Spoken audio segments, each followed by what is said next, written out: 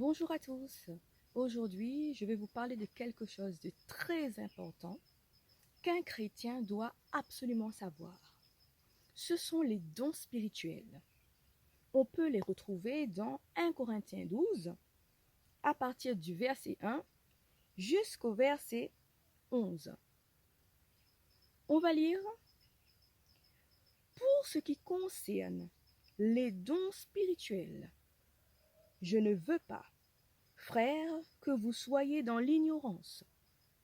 Vous savez que lorsque vous étiez païens, vous vous laissiez entraîner vers les idoles muettes selon que vous étiez conduits. C'est pourquoi je vous déclare que personne, s'il parle par l'Esprit de Dieu, ne dit Jésus est anathème, et que personne ne peut dire Jésus est le Seigneur, si ce n'est par le Saint-Esprit. Il y a diversité de dons, mais le même Esprit. Diversité de ministères, mais le même Seigneur. Diversité d'opérations, mais le même Dieu qui opère toutes en tous. Or, à chacun, la manifestation de l'Esprit est donnée pour l'utilité commune.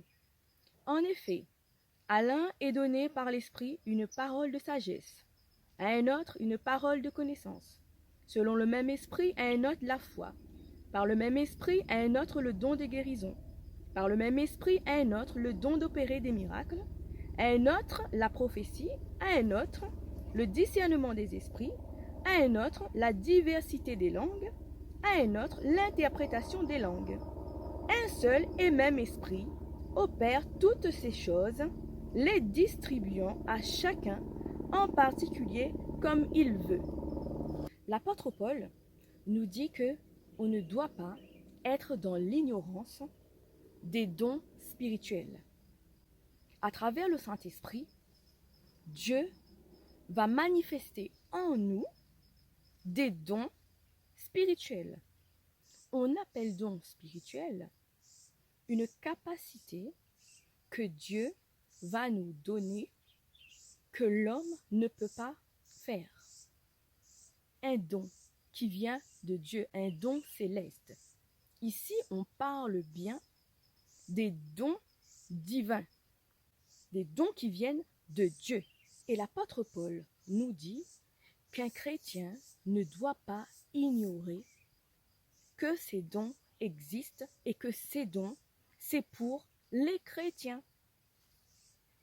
Ici, l'apôtre Paul nous énumère à partir du verset 7 les 9 dons du Saint-Esprit.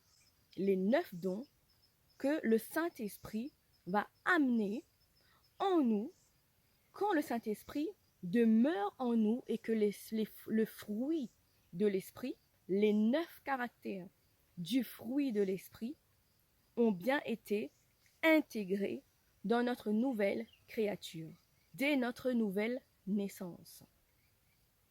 Le premier don, c'est le don de la parole de sagesse. Le don de la parole de sagesse, c'est une parole qu'on peut avoir pour quelqu'un. On va lui donner un conseil pour lui éviter de tomber dans les pièges de l'ennemi, pour l'éviter tout problème. Alors, à cause de cette parole de sagesse que Dieu va nous donner, on pourra aider cette personne. Dans la sagesse, il y a le mot sage. C'est une parole qui va donner la sagesse à quelqu'un, qui va donner une direction sage, un conseil sage pour aider une personne, pour aider quelqu'un qui est dans l'assemblée.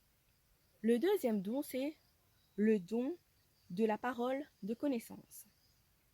La parole de connaissance, c'est un don qui nous permet de connaître une situation de la vie de quelqu'un alors qu'on n'a jamais rencontré cette personne et qu'on n'est pas censé connaître sa vie. Par la parole de connaissance, on pourra lui dire ce qu'il y a eu dans son passé, alors que nous, on ne connaît pas cette personne.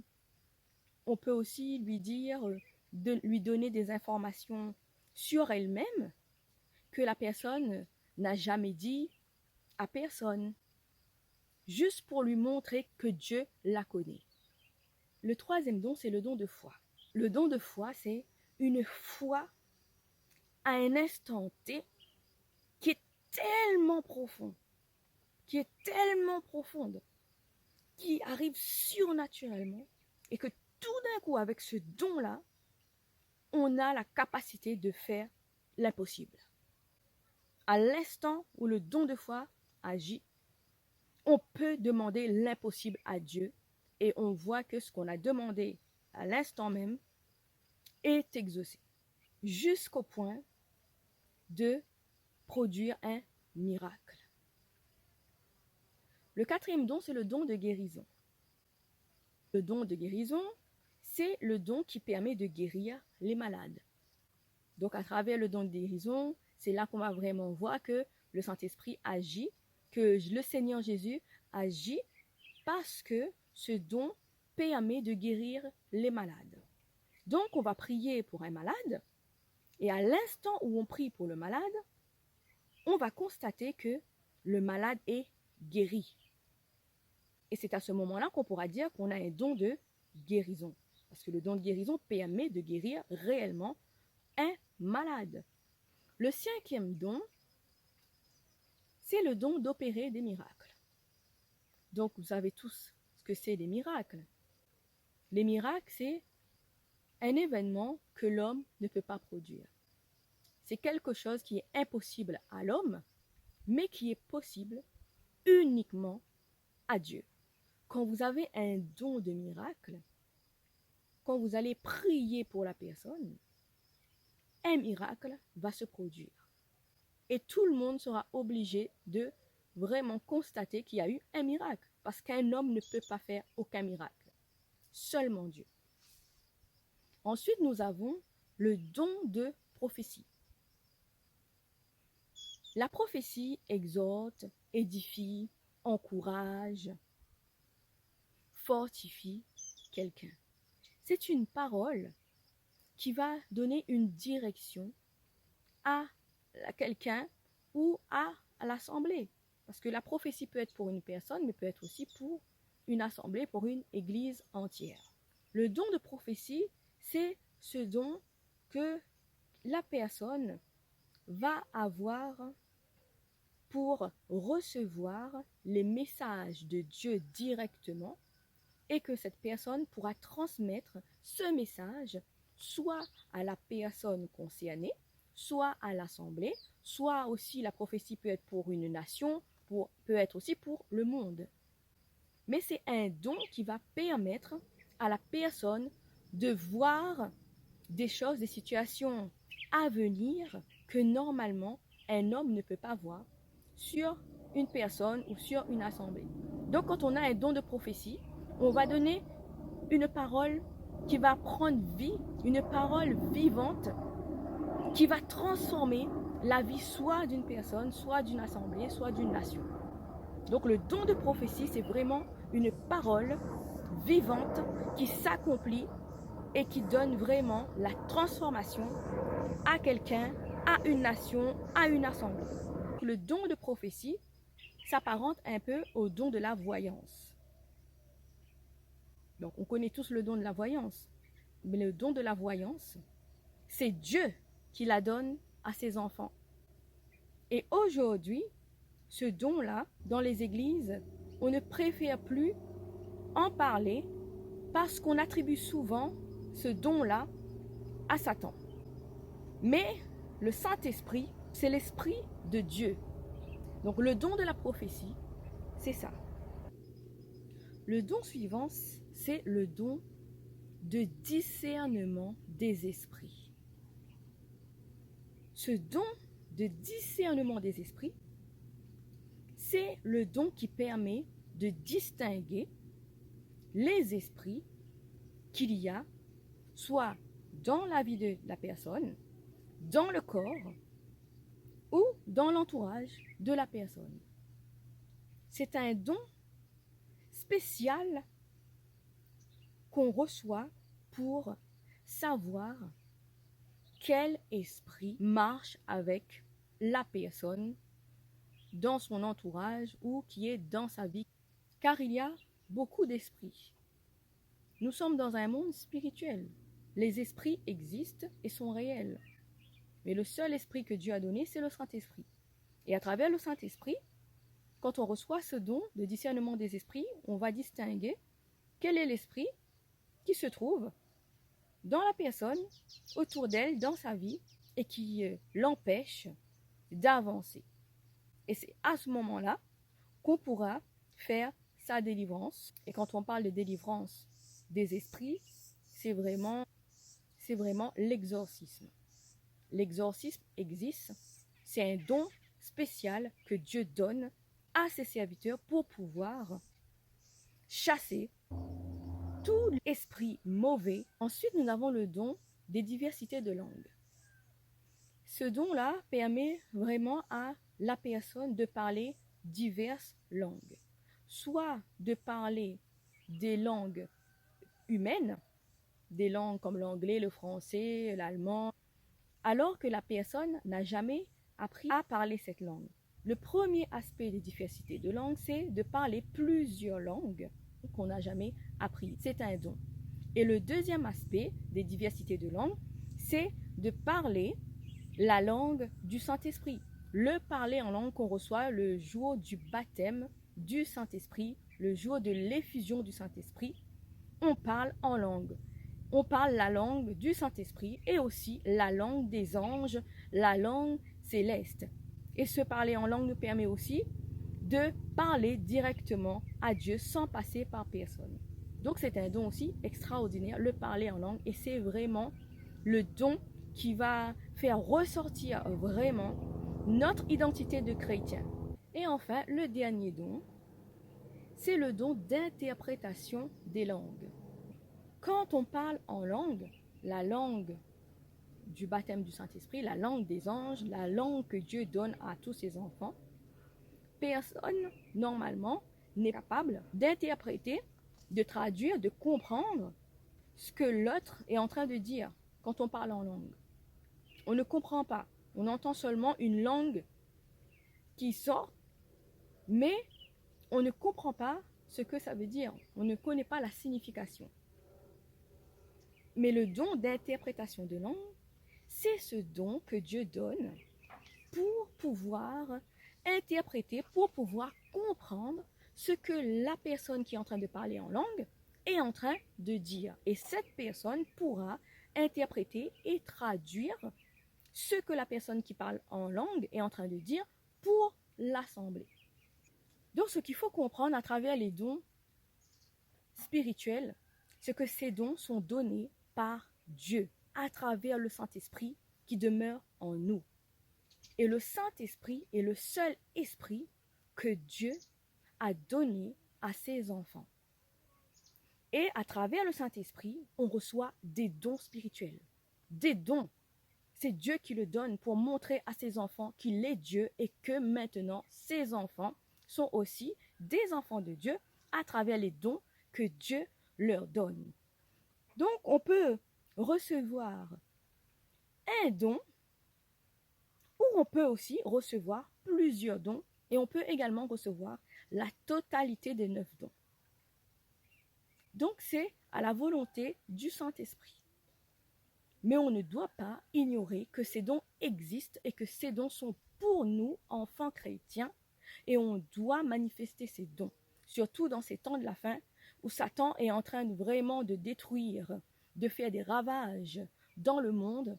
Nous, chrétiens, Dieu nous donne des dons spirituels pour pouvoir combattre l'esprit satanique, l'esprit de Satan, avec les dons. Parce qu'on ne combat pas Satan avec les moyens humains, les moyens de l'homme, mais on doit combattre Satan avec des dons spirituels, avec des dons de l'esprit qui sont donnés par le Saint-Esprit. Dieu nous dit que le seul esprit à travers lequel il va donner des dons à ses enfants, c'est le Saint-Esprit. Frères et sœurs, si vous voyez que vous avez des dons et que ces dons-là ont été transmis par autre chose que le Saint-Esprit, vous savez à présent que ces dons-là ne sont pas du Dieu de la Bible. Car beaucoup de personnes ont des dons croyant que c'est des dons qui appartiennent à Dieu, qui viennent de Dieu. Frères et sœurs, Satan, le diable, donne beaucoup de dons aussi. Satan, oui, donne des dons. Il donne les mêmes dons que Dieu donne à ses enfants. Mais le seul moyen de connaître que les dons qu'on a viennent de Dieu, c'est de savoir la source. Et la source des dons de Dieu, c'est uniquement quand on accepte Jésus-Christ comme son Seigneur et son Sauveur, par le chemin du salut en Jésus-Christ, qu'on reçoit le Saint-Esprit et qu'à travers le Saint-Esprit qui demeure en nous, ces dons se manifestent. C'est l'unique source, le Saint-Esprit, c'est l'unique Esprit de Dieu. Tous les autres moyens par lesquels un homme ou une femme reçoit des dons spirituels qui est autre que le Saint-Esprit, ce n'est pas du Dieu de la Bible. Et si vous avez des dons qui viennent de Dieu, normalement, vous devez être un seul esprit avec la parole de Dieu. Alors c'est pour ça que vous devez absolument, frères et sœurs, être connectés à un serviteur de Dieu, à une église qui va discerner si les dons que vous avez reçus, ce sont les dons qui viennent de Dieu ou qui viennent de Satan. De toute façon, il n'y a pas plusieurs solutions. Soit c'est Dieu, la source de vos dons, ou soit c'est Satan, le diable, la source de vos dons. Alors faites très attention, frères et sœurs. L'unique moyen d'avoir des dons qui viennent de Dieu, c'est d'accepter Jésus-Christ comme son sauveur. Si vous avez des dons que vous avez hérités de vos ancêtres, que vous avez hérités de la famille, hérités de quelqu'un, d'une connaissance, sans passer par la case Jésus-Christ qui donne le salut, sans passer par la case la parole de Dieu dans la Bible, sans passer par la case Saint-Esprit, ce sont des dons qui viennent de Satan, pas du Dieu de la Bible. Il y a un seul moyen, c'est le Saint-Esprit, le Jésus qui donne le salut. Vous pouvez être dans une église, vous pouvez prier Dieu, vous pouvez aimer Jésus, mais si la source de vos dons n'est pas du Saint-Esprit, ces dons-là ne viennent pas du Dieu de la Bible. Et vous devez savoir, frères et sœurs, que les dons spirituels ne sont pas révolus. Au contraire, dans ces temps de la fin, Dieu va déployer, Dieu va déverser sur ses enfants sa puissance et il va en donner en multiplication les dons spirituels. Ces 9 dons qui se trouvent dans la Bible que je viens de citer, Dieu va les donner à ses enfants. Parce que Dieu sait que sans ces dons spirituels, on ne peut pas faire face aux attaques du diable, aux attaques des ténèbres. Et vous devez vraiment rechercher et surtout accepter que ces dons viennent de Dieu et non de Satan. Parce qu'il n'y a pas que le diable qui possède des dons et qui les donne à ses serviteurs. Alors si le diable est capable de donner à ses serviteurs des dons spirituels, alors à combien plus forte raison que Dieu est capable de donner des dons spirituels à ses enfants pour le combattre. Sinon, comment est-ce qu'un enfant de Dieu va combattre Satan? Comme certaines personnes le pensent, qui croient vraiment que les dons spirituels ne sont plus d'actualité, que ces dons-là étaient donnés par Dieu, manifestés par Dieu du temps des apôtres de Jésus pour montrer au monde que Dieu existe.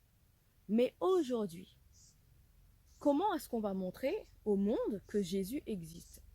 C'est uniquement à travers la manifestation des dons spirituels.